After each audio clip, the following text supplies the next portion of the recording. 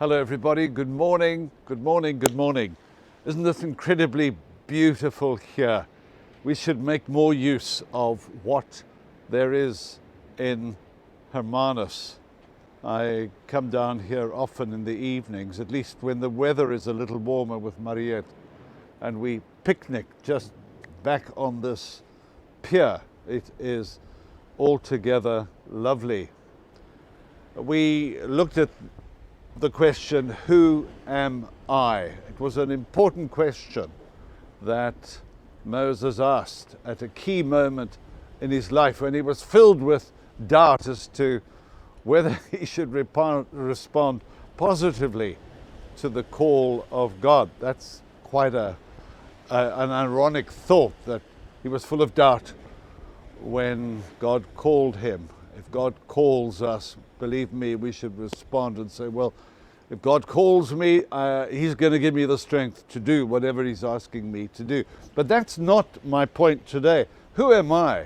I think it was a question that Moses must have asked at an earlier point in his life. Having been born into a Hebrew family, he would have been, in those first 3 years of his life, deeply influenced by the faith of his mother and his father, and he would have heard about the way that God had used their forebears, or his forebears, Abraham, Isaac and Jacob, and all their families. And then you remember he's adopted into the household of Pharaoh, and he is raised as a young prince of Egypt. He experiences all the luxuries and the seductions of Egypt. And I guess at a point he must have thought, this is pretty cool. But in his heart of hearts, he knew that he was not an Egyptian. In his heart of hearts, he knew he was a Hebrew, that his parents were Hebrews, and that the huge group of people that were being so harshly treated in Egypt were his kinsmen, his own people. Who am I? Am I going to live according to the value system of Pharaoh and his household, as comfortable as that may be?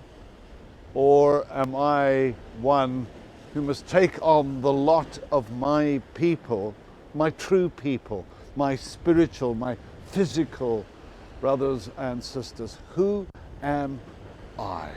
And then there comes a point, you remember the story, when he sees an Egyptian treating two of the Hebrews very badly, beating them.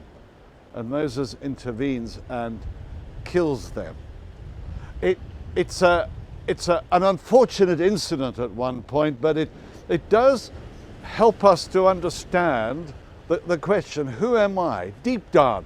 And whilst his actions may have been wrong, the question was right, because there comes a point where we must say, this is who I am.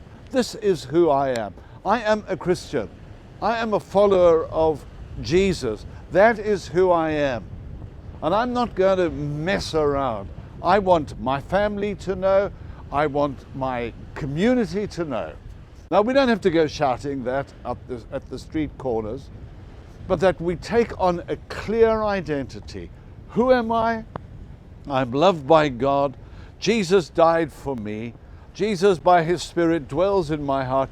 I am a follower of Jesus. Who am I? That's who I am. Now, we're living in a time where we need to make those statements very clearly, perhaps more clearly than we have up until now. Not by shouting it out, but by quietly living out our identity as sons and daughters of God. That is what South Africa needs at this point in time. God be with you, and I look forward to being with you tomorrow.